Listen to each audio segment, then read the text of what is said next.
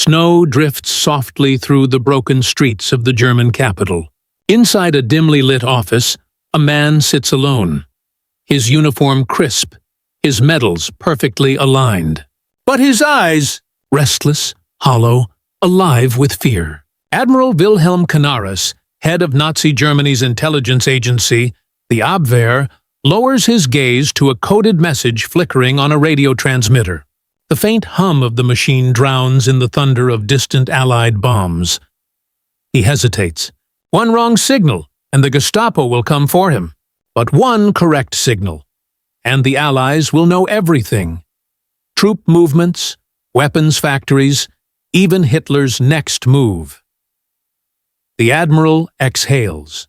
His trembling hand presses the key. Dots and dashes crackle into the night. A betrayal hidden within loyalty. A whisper that could destroy the Reich from the inside. The code vanishes into the static, and with it begins the end of Hitler's empire. By 1942, the invincible image of Adolf Hitler's Third Reich had begun to fracture. What once looked like unstoppable conquest was now bleeding across multiple fronts. The freezing ruins of Stalingrad had become a graveyard for the German Sixth Army.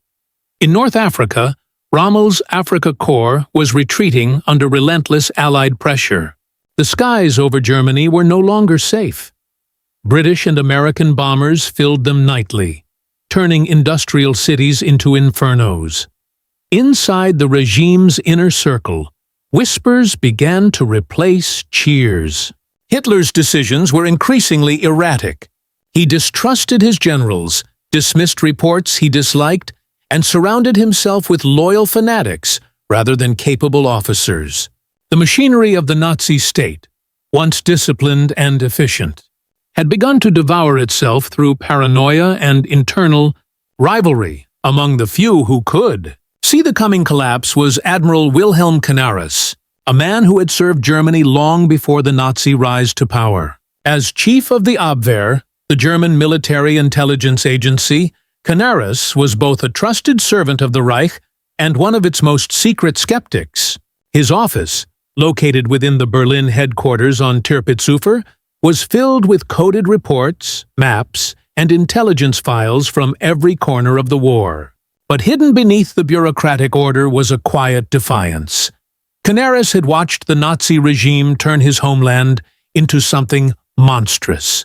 He had seen innocent civilians executed in occupied Poland. He had read reports of extermination camps hidden under military secrecy. Each new revelation deepened his disgust and his resolve. By 1942, he had already begun quietly undermining Hitler's plans from within. Under his direction, the Abwehr became more than a spy network. It became a silent refuge for dissenters, officers, and patriots who believed Germany had lost its moral compass. While the Gestapo and SS hunted enemies of the state, the Abwehr was hiding them. Smuggling Jews out of Germany, misleading Nazi intelligence reports, and feeding the Allies fragments of information that could alter the course of the war. But Canaris knew this was not merely an act of resistance. It was an act of survival, for Germany and for his own soul. Each lie he told to Hitler's men risked his life. Each secret he sent to the Allies drew the noose tighter. Still, he persisted. The walls around him were closing in. Heinrich Himmler, head of the SS, wanted full control over intelligence operations. The rivalry between the Abwehr and the SD, Sicherheitsdienst, the SS's own spy organization, had turned deadly. Agents began disappearing. Files were being seized. Suspicion was everywhere. Within this suffocating atmosphere, one man's conscience became a weapon. And within Hitler's empire of fear, Canaris was about to become the most dangerous man in Germany. Not because of the secrets he kept, but because of the ones he was willing to share. While Berlin descended into suspicion and chaos, Canaris's quiet rebellion stretched across borders, cloaked beneath the language of espionage. From neutral embassies in Madrid, Lisbon, and Bern, coded whispers moved through diplomats, businessmen, and double agents, carrying messages that could decide the fate of entire armies. The Abwehr's network had long been Europe's most sophisticated intelligence web. But under Canaris, it became something far more dangerous to Hitler, a lifeline to the enemy. Using his personal connections, Canaris orchestrated indirect contact with British and American intelligence officers, passing critical fragments of information that helped the Allies anticipate German strategies. One of his most trusted operatives, Hans Oster, helped channel data through Switzerland, an oasis of neutrality in a continent at war. Courier after courier, secret notes disguised as commercial letters and coded diplomatic traffic found their way across borders. The Allies, uncertain of their source, began to realize that someone inside Hitler's intelligence service was feeding them truth. In Spain, Canaris played a double game so subtle that even the Gestapo struggled to decipher it. Meeting Spanish generals and diplomats, he posed as the loyal servant of Hitler, all while persuading them to remain cautious about joining the Axis cause.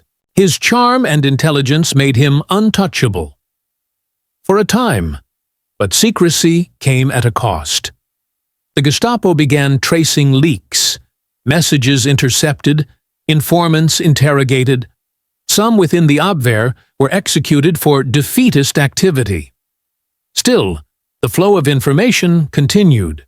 Through coded transmissions and verbal cues, the Allies learned about German troop movements in North Africa, which influenced the success of the Allied landings in Sicily in 1943.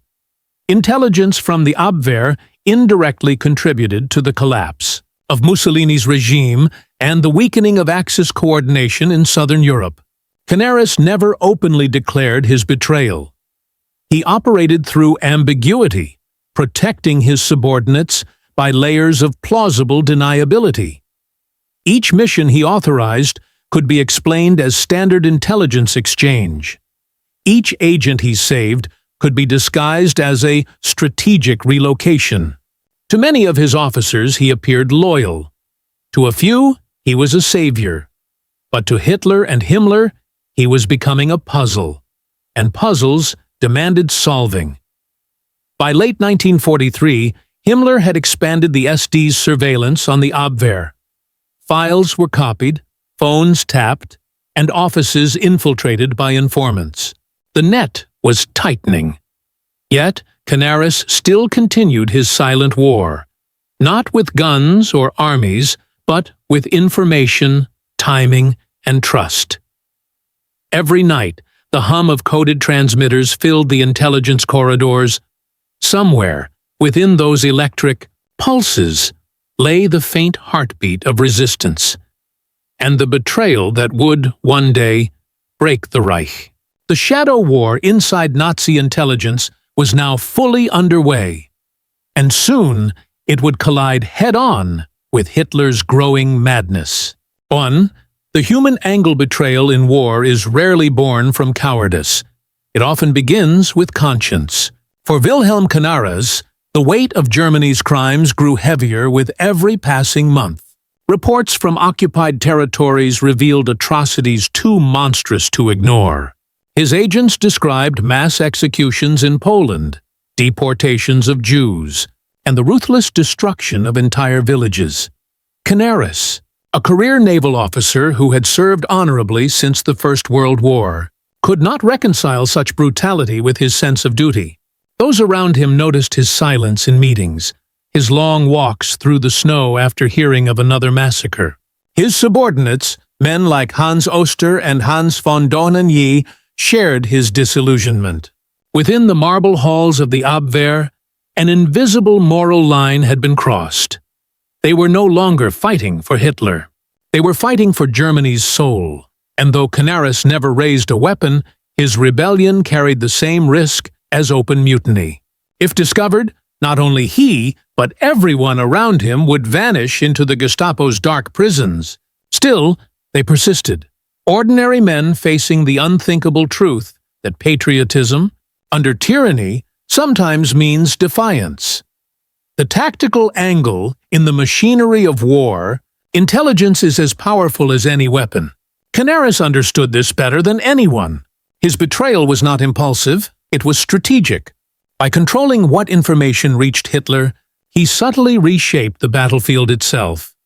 He deliberately slowed or distorted reports that could have strengthened Nazi offensives, while ensuring that critical intelligence, troop locations, supply routes, defensive weaknesses reached the Allies. His manipulation of what Hitler believed was, in itself, a quiet sabotage. Through his network, Allied forces received clues about the Africa Corps' fuel shortages, German positions in Italy, and the internal conflicts weakening the Nazi command. The information often arrived in fragments, but in war, fragments could change outcomes. Every intercepted code, every delayed report, was another thread pulling at the fabric of Hitler's empire. To the outside world, Canaris appeared to be fulfilling his duty. To the Allies, he was an invisible ally, and to Hitler, he was a trusted officer, one of the few he hadn't yet suspected. The technological angle war in the 1940s was a battle of machines and messages. Radios, ciphers, and encryption determined who lived and who died. The Abwehr relied on intricate communication systems, coded phrases, numeric ciphers, and specialized transmitters that linked Berlin to field agents across Europe. Canaris weaponized these tools in silence. His agents used cipher pads that could subtly embed hidden meanings within legitimate military reports. To the Gestapo, the transmissions appeared normal, until it was too late. Some reports were even transmitted through neutral embassies, disguised within diplomatic traffic. Others were encoded into commercial telegrams or radio interference bursts, indistinguishable from background static. Each successful message was a victory not just of intellect, but of courage.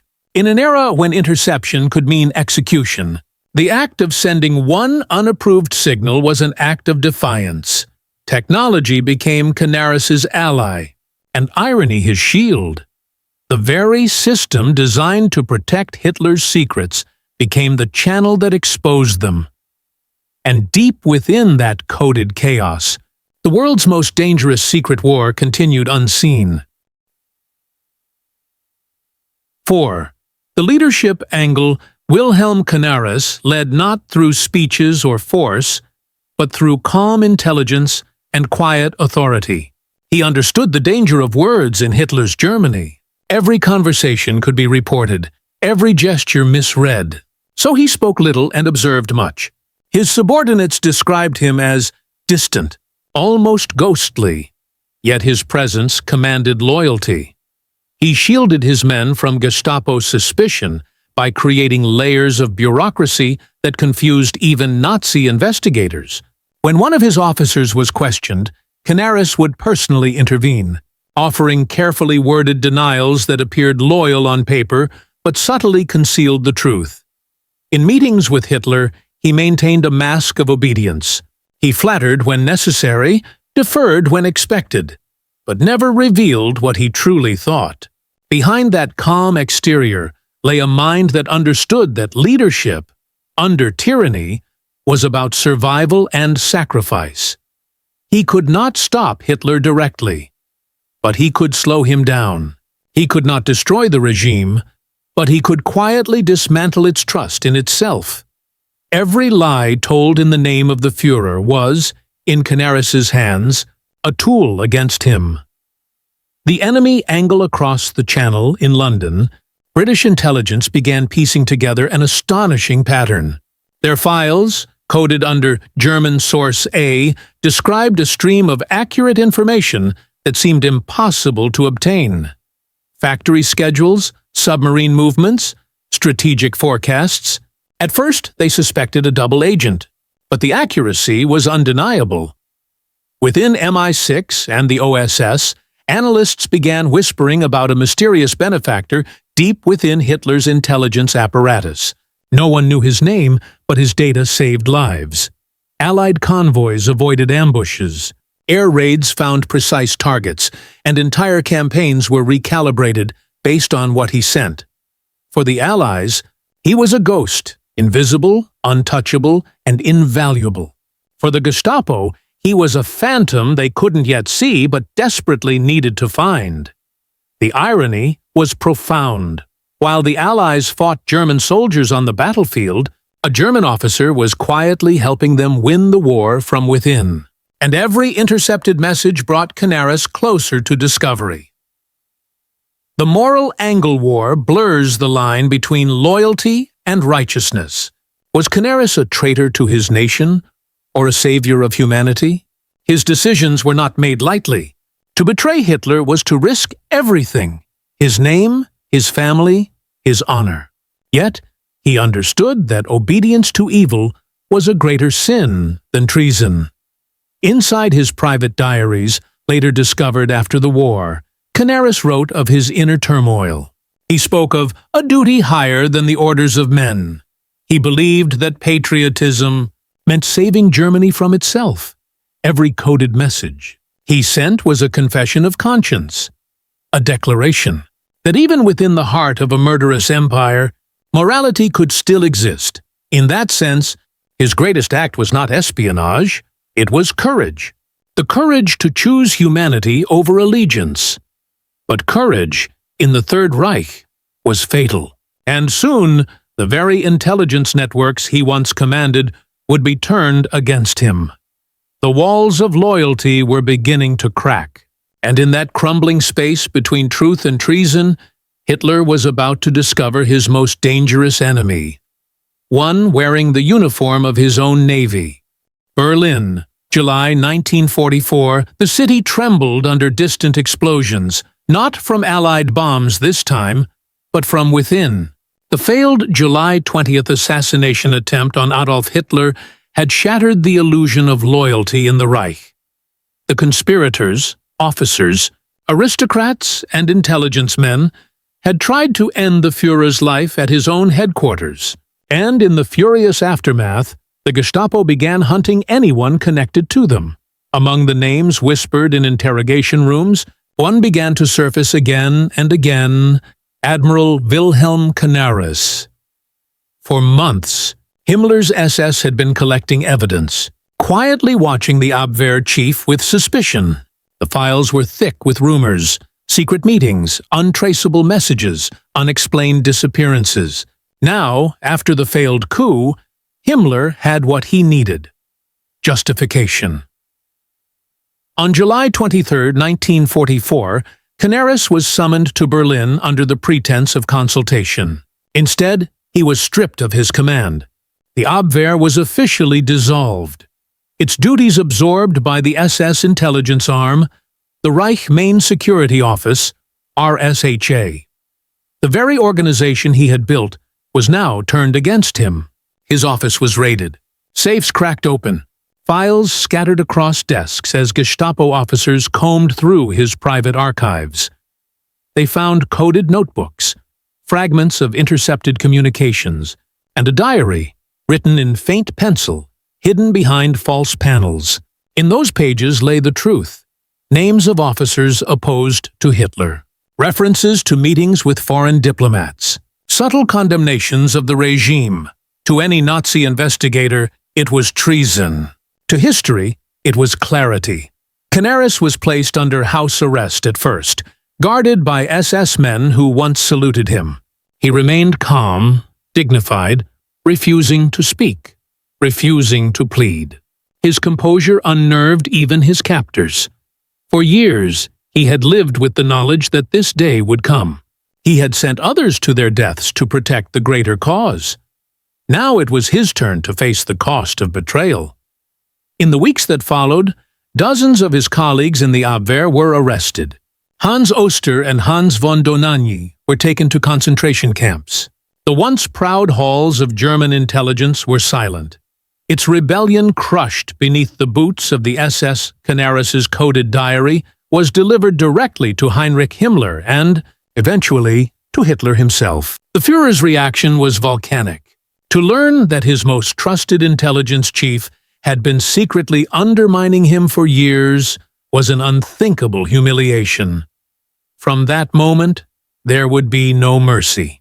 Hitler ordered a full investigation, not just of Canaris, but of every file, every agent, every message that had ever passed through his hands. The betrayal that began with a whisper was now an open wound in the heart of the Reich. And inside his cold prison cell, Canaris understood. The secrets he had once used to protect others were now the weapons that would condemn him. Flossenburg concentration camp. April 1945. Winter had not yet released its grip. The barbed wire rattled in the wind, and the snow fell over the barracks like ash from a dying fire. In one of those wooden huts, a frail figure sat on a wooden bench, wrapped in a tattered coat that no longer bore his rank. The man who had once commanded Germany's entire intelligence service was now prisoner number 12E306, Wilhelm Canaris. 9 months had passed since his arrest. The Gestapo had moved him from one interrogation center to another, Berlin, Prinz Albrechtstrasse, Sachsenhausen, before finally bringing him here to this frozen hell. They had extracted confessions from his friends through torture, uncovered fragments of his secret operations, and pieced together his coded diary. Every hidden word, every ambiguous line, now stood as evidence of high treason. Yet, even in captivity, Canaris never confessed. He neither denied nor justified his actions. When questioned, he simply said, "My loyalty has always been to Germany, not to madness." By early April 1945, the Third Reich was collapsing. The Allies had crossed the Rhine, Soviet troops were encircling Berlin, and Hitler had retreated into his bunker. Paranoia consumed what remained of Nazi leadership. Himmler, desperate to destroy every trace of betrayal, issued orders for the execution of all remaining conspirators linked to the resistance, including Canaris. On April 8, 1945, SS officers entered his cell. They read the sentence in silence, death by hanging. Canaris stood slowly, straightened his shoulders, and nodded. He asked for no priest, no final words, only that his notebook, the one taken from him months earlier, be preserved. The guards ignored his request. At dawn the next morning, April 9th, Canaris was led to the camp's execution yard alongside several other resistance figures, Hans Oster, Dietrich Bonhoeffer, and Karl Sack. The gallows stood against the gray light of early morning. One witness later described the scene. They stood proud, even as the ropes were placed around their necks. They died like officers, not traitors. Moments later, Wilhelm Canaris was dead. But the Reich he had worked to destroy was dying too. Within weeks, Hitler would take his own life, Berlin would fall, and the world would learn what Canaris had risked everything to oppose. In the rubble of Nazi Germany, Allied investigators discovered the Canaris diaries, coded, incomplete, but damning. They revealed a man who had navigated the darkest corridors of tyranny, while trying, quietly, to hold on to his humanity. The Gestapo had silenced him, but his own words, the quiet records of his conscience, had outlived them all. The spy who betrayed Hitler was gone, but his secret had survived long enough to help end the Reich he despised. When the guns finally fell silent in May 1945, the victors of the Second World War began the daunting task of untangling the wreckage of the Third Reich. Among the ruins of Berlin, Allied intelligence teams scoured bunkers, offices, and archives, searching for the minds behind the Nazi war machine. What they found instead were fragments of a man long executed by his own government. Hidden in destroyed Abwehr offices, sealed drawers, and diplomatic safes, investigators uncovered coded notebooks, correspondence, and testimonies, all pointing to one name, Admiral Wilhelm Canaris.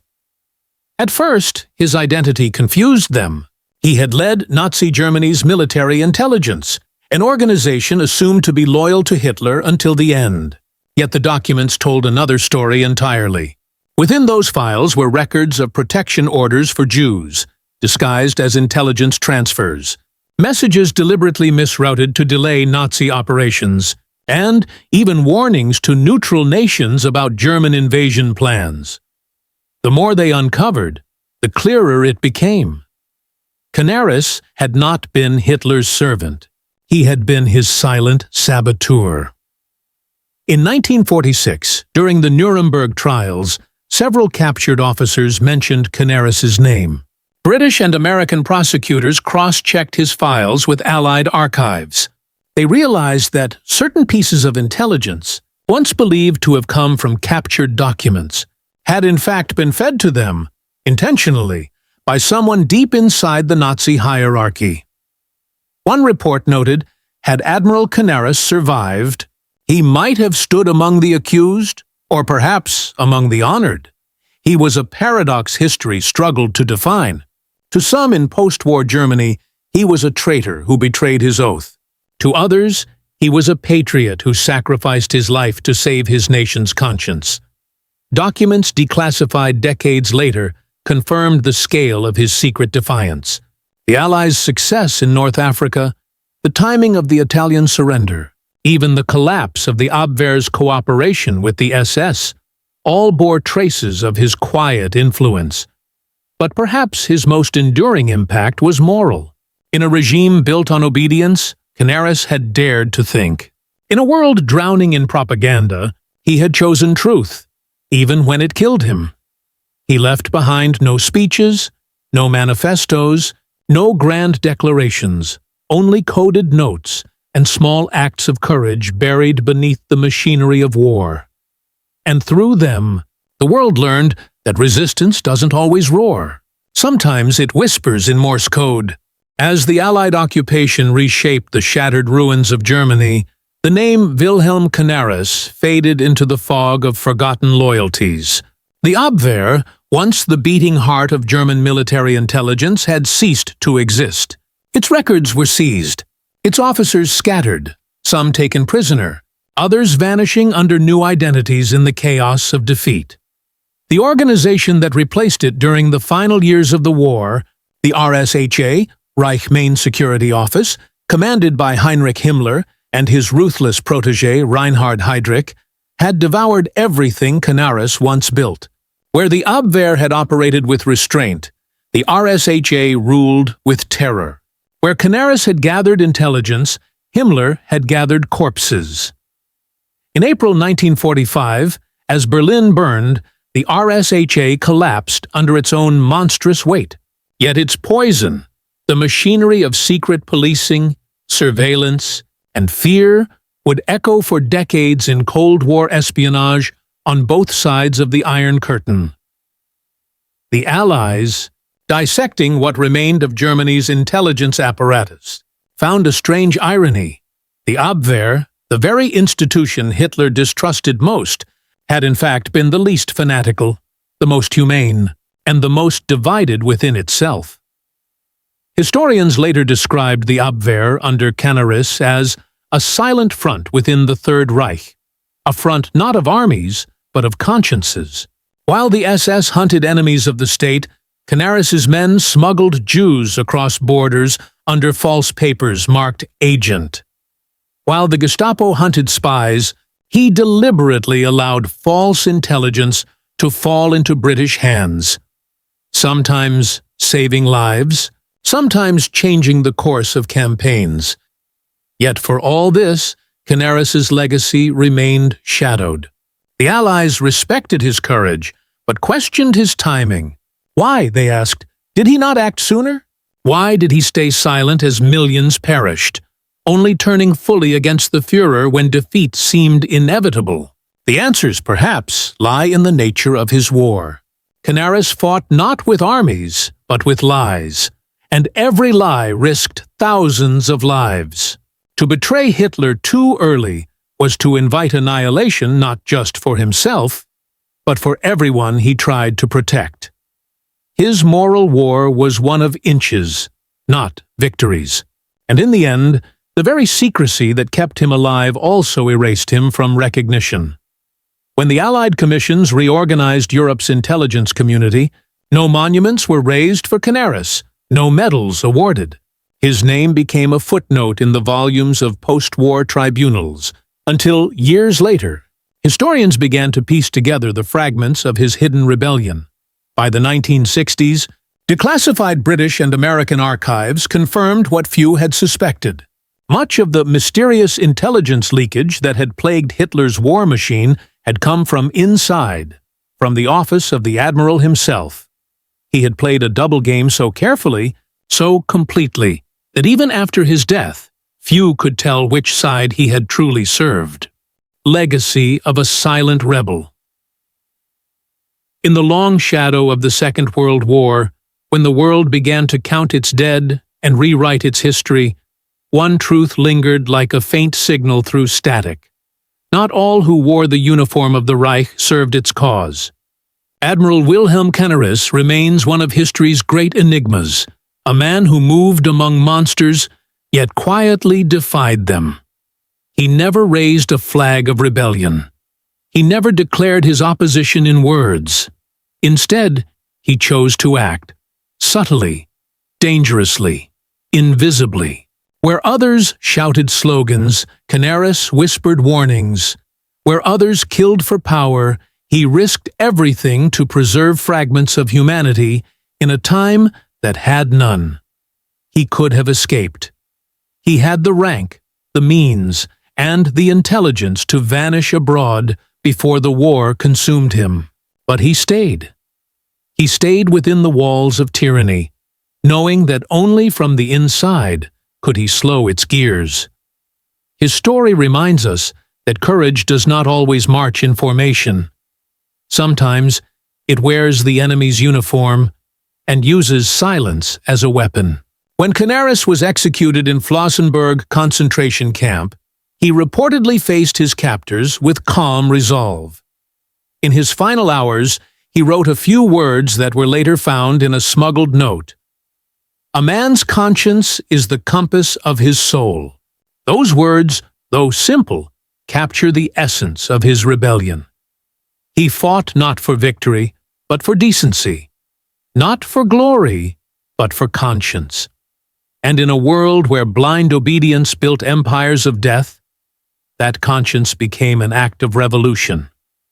Today, historians remember Wilhelm Canaris not as the master of German intelligence, but as the spy who turned against his own tyranny, the admiral who chose morality over loyalty, truth over comfort, and death over dishonor. His name stands alongside the few who proved that even in humanity's darkest hours, one person, armed with only courage and conscience, can change the course of history.